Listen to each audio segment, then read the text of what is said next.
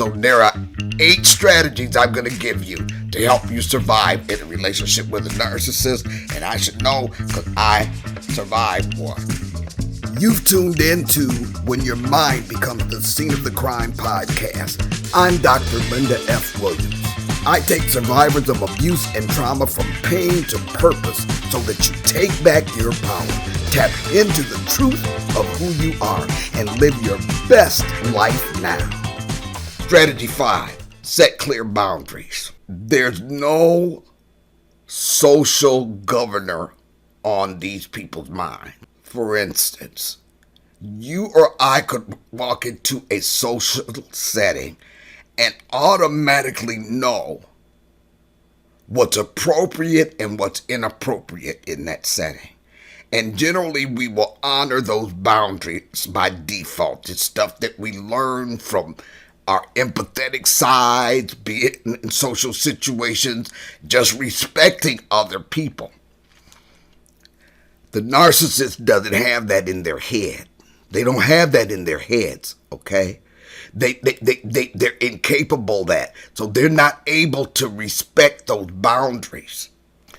So when it comes to dealing with them, you're going to have to figure out how you're going to cause them to respect your personal boundaries. I'm saying they're going to be incapable.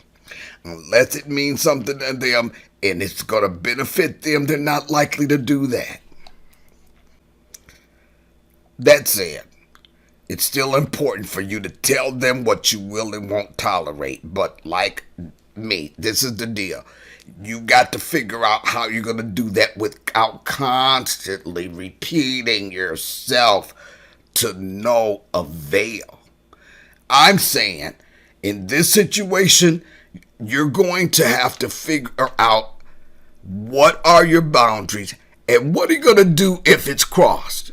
That's, we can throw out boundaries to a joker all day long. But what are you going to do if they cross that boundary?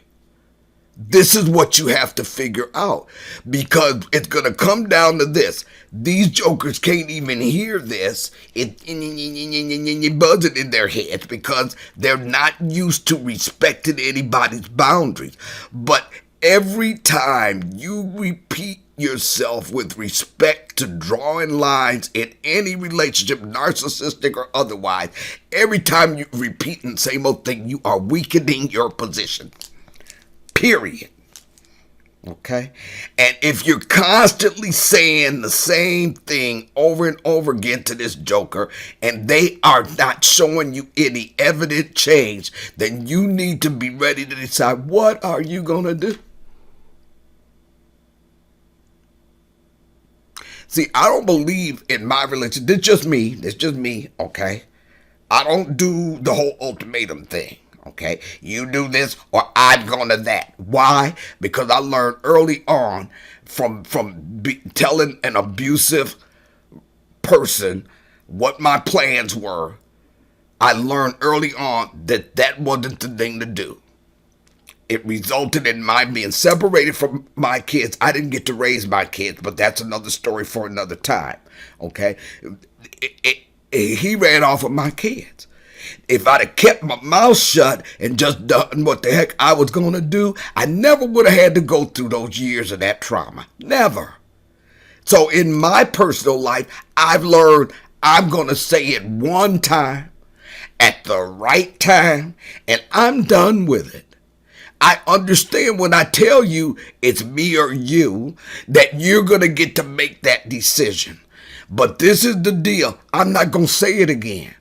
So my narcissist, I told him one day about 2 years into the relationship, look, because he'd gone through one of his week-long sitting up sulking in the corner kind of crap, and that passive-aggressive thing that I just disconnected myself from. I wasn't going to get drawn into that manipulation. I wasn't going to chase him around. I wasn't going to beg him to talk to him, to talk to me. So I just left it alone. And when he decided he wanted to come out of that funk, what was the first thing he heard from me? Look, this is the deal. It's going to be me or you. And when it comes down to my mental health, it's going to be me. And I left it at that. I wasn't angry at the time. I wasn't emotional at the time. It was a matter of fact type of thing, and it was a matter of fact. So that the day that I decided I was done with this crap, he was out of here that day. Now, he didn't wake up that morning knowing that anything was wrong. But see, I don't care if it was 2 years, 3 years, 4 years ago that I told you this crap. I told you this crap, and you chose not to believe it. That's your bad. But I don't do the nagging thing. I don't keep telling you nothing. When I had to leave another abusive relationship because the guy was holding a gun to my head for about 30 minutes one day, and I decided, oh no, this ain't gonna fly. What did I do? I started packing my stuff and putting it in corners, putting it in bags and everything, and I started making my moves, finding another place to live. This was years ago. He didn't know nothing. He came home one day. I had totally moved out, and he didn't know where the heck I was. I learned the hard way. I don't keep telling you anything. I'm going to tell you one time. I'm going to tell you at the right time. I'm not going to be emotional telling you that, and you can believe it or not. But guess what? Next thing you know, I've acted on that, and you can't say that I didn't give you some warning. So if you're in a relationship with a narcissist, they're probably not going to get it. You can tell them once, I would say. I mean, if you want to keep repeating yourself, fine. I'm just saying from a communication standpoint and from a self-empowering standpoint, every time you say, stop it, or I'm gonna, then every time you say that and you don't do whatever you claim you're going to do, then you weaken your position. You just... Another thing you have to do while you're dealing with these jokers is be prepared for the pushback. You're going to get it. You're going to get it. They're going to call you names, minimize your feelings. They're going to start playing the victim. For somebody that's trying to be all grandiose, they are so good at playing the victim. They're going to claim you're oversensitive. They're going to be exploding in anger. Okay, story time. I said I was going to try to hold the stories till later, but this is story time. So the narcissistic fool that I just got to talking about, okay? So one day I went out and I was going to go. I think I was going to loan him some money or something. He needed to borrow some money. And so I said I was going to go to the mall and take some things to the jeweler. And I decided I was going to stop and get one of those hot pretzel thingies. Aunt Millie's or something, I forget. I stopped there and got that. And then I went on and did what I was going to do. I came back home. So when I got home, I was going to give him my card to go borrow the money or whatever, get the money or whatever. And I didn't have it. So I figured out that I must have left that card where I got that hot pretzel. Now, this is what you have to understand. I don't leave my cards. A long time ago, I learned that I needed to take my time if I purchase something. Don't be rushing and just throwing things in my purse. I take my time. I put my card back. I put my receipt up, and then I move on. So this was a very rare thing. And when I got home and told him that I had lost that card, this joker blew up. How you gonna do that? I needed that money. And yada, yada, yada, yada. Now, my thing was, okay, what? I'm doing you a favor and you berating me like I stole your card or I lost your card? Oh, I was too through that day, you guys. So here he was in a tizzy about something he wasn't talking to me about. I don't know what the heck his major malfunction was that day, but he had some damage that was going on with him. And I just decided, oh, this ain't working for me. I didn't even argue with him. I went my behind upstairs and tried to call them all to get the card. They had destroyed it because that's their process and everything. And this joker, I left him to stew it. He probably didn't say another word to me for a week. Guess what? I was prepared for that pushback. And I had to deal with it. So I want you to understand, when you're prepared for the pushback, it may not be easy for you at first to deal with the pushback. He might be pushing those buttons. If your root of rejection or whatever it is you're dealing with from your traumatic past. But you have to sit in that. And you cannot let them see you sweat. They're going to do everything they can to stab you and blame you for bleeding. And you ain't going to like it. You're going to feel like you want to fight back. I'm just saying, this ain't going to be no easy win. Strategy 6, choose your battles. Choose your battles, because you're going to have many battles and many opportunities to go off on these jokers. Okay? But one of the things you have got to do, as difficult as it might be, is you're going to have to decide which battles you're going to fight, because you're going to need a break from the battleground sometimes. And some stuff you're going to just have to let slide. Even if it's just to bide your time to get out of that relationship. Now, while you're sitting in that, this is what it's going to be hard to do. It's going to be difficult not to justify, explain, defend yourself, okay? They don't want to understand you. They're more interested in winning this argument than solving a problem. So you're going to have to choose your battles. It's going to be so tempted to give them the upper hand or to go down fighting, but you got to let it go for your own sanity, because every time you allow them to engage you in these arguments, some of which will be made up on purpose, the more you're feeding the narcissistic monster. You got to starve that monster out, period. Strategy 7, learn who you are and stick to it. And this is the problem with us as trauma survivors. We don't know who we are a lot of times. It takes walking through a long process of healing to get back in touch with who we truly are. And some kind of way, narcissists, they glom onto that in our personalities, and they use it as a basis for manipulation. So instead of allowing them to draw us into these self-soothing dynamics of manipulation and putting us down, that we need to withdraw from that and focus on what's necessary for us to understand and embrace our own selves. Because as long as we are not standing on the solid ground of who we are and embracing that and appreciating that ourselves, then we will never be able to withstand the blowback from a narcissist. Number 8, and this is the most important one, and I had to do this myself: get a good therapist. Get a good therapist. And the focus of therapy is not going to be about this joker who you cannot control. It's going to be all about what you can do in order to empower yourself in the face of all the disempowerment that slaps you in the face when you're with a narcissist. A therapist will even be able to give you some powerful tools for soothing yourself and being able to separate yourself from the manipulation. Because like I said, every time we allow ourselves to be manipulated, we're feeding the narcissistic monster.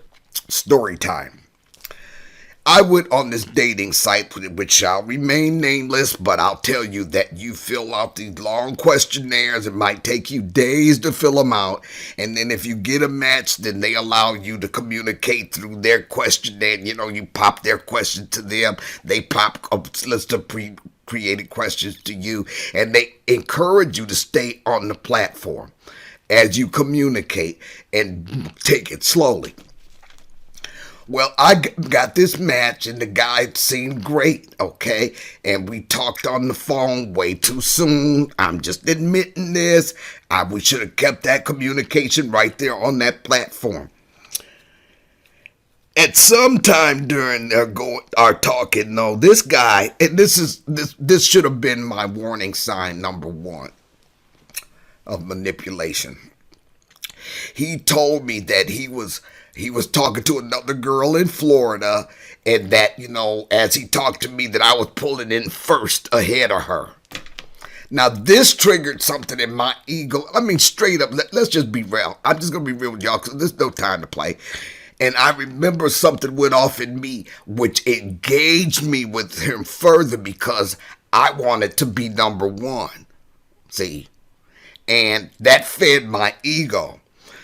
So the other thing is, he had driven to Charlotte to see a friend, and as he was calling me in the car on his way there, he was talking about how this friend had met a girl, and they were yada, yada, yada, and then he told me, then he was relating our relationship like that, talking about that he calling me his girl and trying to claim he loved me. I was in the love bombing phase. I fell for the crap. It struck something. I was being manipulated. Yep, that fed something else in my ego. Because I got this root of rejection thing going on. But you'll get to know me better. But that thing. So he came here, and I thought he was coming from a big visit, but he had a bunch of junk packed in his car that he unloaded here, and then he wound up being here. Now, he kept his place in New York. This guy, I gave him my car, went to work, and said the car needs fixing, so I thought he was taking my car to the dealer to have it fixed. End of the day, this joker done turned my car in and bought a dadgum Jaguar, claiming it's mine. Now, I know something wrong. Red flag, another red flag. So instead of putting my plates on that car, he wanted to put his plates on the car, and he put his own decoration, some military hat in the back of the car. Now, it's supposed to be my car. But no, he won't put my plates up. That should have been a warning sign. Another warning sign. We were out at one of my conferences, and we had this little argument, and this guy shut down on me. I mean, he wouldn't speak to me. He wouldn't say anything to me. He just was sulking and everything and wouldn't even tell me what the heck I said. Long story short, I didn't even say what he thought I said. And after days of me letting this joker sulk, and I'm talking about well over a week, he finally understood that no, I didn't say that. He'd have heard something completely different. That should have been my warning sign. So here we are 2-3 years into this relationship, and I am constantly having to disengage with his crap. I mean, this joker got so bad that he used to love the barbecue. So when he got the behind over whatever, and I wasn't engaged in that crap, then he would cook for himself and not for me, right? He wouldn't even take out the garbage, just little stuff like just crap. Long story short, the straw that broke the camel's back is, and this is kind of adult here, I'll try to clean it up. So he wanted to use a certain lubrication, which I told him no, because that makes me sick. You can't use that lubrication because I'll get a yeast infection or whatever. And again, just wouldn't listen to me, so he used it anyway. Y'all, I got so sick. I wound up with a urinary tract infection that had me bleeding. And so I called the doctor, and she called in to the pharmacy, whatever you take for a urinary tract infection. I'm bleeding. I'm showing him the blood in the toilet, and asked him, would he go get the medicine for me because I couldn't make it there without having to stop to go to the bathroom. That joker told me no, and we're back in the room watching his game. Okay? Less than a week earlier, his grown butt sister was having some kind of wrist surgery, and he was all over social media asking for prayers. But his girlfriend at his own hand is bleeding, and he won't get to bed. I was too freaking through. Okay? But that's a narcissist for you. That's a freaking narcissist. This guy, when I met him, he was just love bombing. Took me to Vegas, okay? I didn't have to pay a dime out my pocket. Plane tickets or nothing. I mean, bought me this watch for Valentine's Day, which was like in that first year that we were together. Bracelet, I got it in Vegas. All on him. I mean, this joker told me he paid $1,000 for this daggum Gucci watch. It's made of gunmetal. It's like, okay, whatever. Yo behind. I'm gonna wear it though. Okay? Okay? Just love bombing me. And then I noticed multiple personalities. One little personality was like a little boy. He had his hands in his pocket, just adoring and everything. And then there was another one who was the guy that was the love bomber. And then there was that other one. He was Dr. Jekyll and Mr. Hyde. 3 different personalities I identified in this joker. Anyway, woke up one day, he said the wrong thing. I enacted what I told him. It's going to be me or you. And I decided it was me. I went to throwing suits out the closet, told him pack his crap, get out of my house. And by the end of the day, that joker was gone. You hear me? That was over 8 freaking years ago. And in the middle of all of that, I almost had a nervous breakdown. That would have been what? Nervous breakdown number 3 in my freaking life. Always over some joker. I got me a therapist too. Great therapist. I'm telling you, this woman, I had gone to her once before. And it would always take one session. One session. Okay?